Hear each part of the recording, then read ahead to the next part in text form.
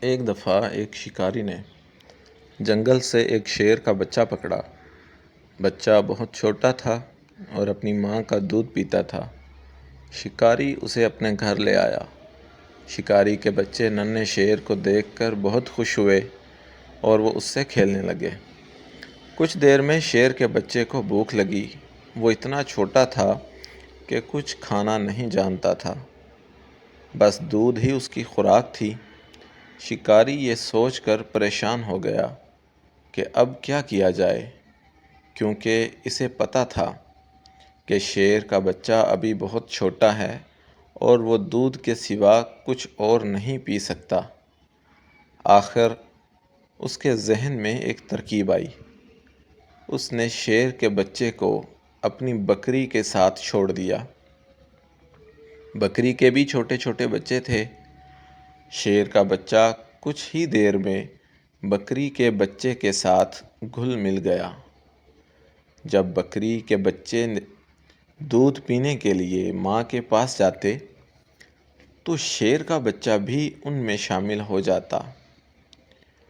اس طرح شیر کا بچہ بکری کے بچوں کے ساتھ پلنے اور بڑھنے لگا۔ وہ آہستہ آہستہ انہی کے رنگ میں رنگ گیا۔ وہ دیکھنے میں تو شیر لگتا تھا، مگر اس کی تمام عادات اور خصلتیں بکری کے بچوں جیسی تھیں۔ اس طرح شیر کا بچہ بکری کے بچوں کے ساتھ ساتھ بڑا ہو گیا تھا۔ تو وہ شیر ہی مگر باقی شیروں کی طرح بہادر نہیں بلکہ ڈرپوک تھا۔ ایک دن گاؤں پر بھیڑیوں نے حملہ کر دیا۔ شکاری کا گھر چونکہ جنگل کے نزدیک تھا، اس لیے کچھ بھیڑیے شکاری کے گھر میں داخل ہو گئے۔ شکاری اس وقت کہیں گیا ہوا تھا۔ بھیڑیوں نے بکری کے بچوں پر حملہ کر دیا۔ اچانک ان کی نظر شیر پر پڑی تو وہ ڈر کر بھاگنے لگے، مگر جب انہوں نے دیکھا کہ شیر ان پر نہ تو غرایا ہے اور نہ ہی حملہ کیا ہے تو ان کی ہمت بڑھ گئی اور انہوں نے بکری کے بچوں کو چیر پھاڑ دیا۔ شیر کا بچہ اگرچہ ایک بڑا شیر بن چکا تھا، مگر اس میں شیروں جیسی صلاحیتیں نہ ہونے کے برابر تھیں۔ وہ کھڑا سب کچھ دیکھتا رہا اور ان کا مقابلہ نہ کر سکا۔ بھیڑیے حملہ کر کے واپس چلے گئے اور شیر وہیں کھڑا رہا۔ کچھ دیر کے بعد شکاری گھر واپس آیا تو یہ دیکھ کر حیران رہ گیا کہ شیر کے ہونے کے باوجود بھیڑیوں نے حملہ کر کے بکریوں کو چیر پھاڑ دیا ہے اور شیر کچھ نہ کر سکا۔ اسے بے حد صدمہ ہوا۔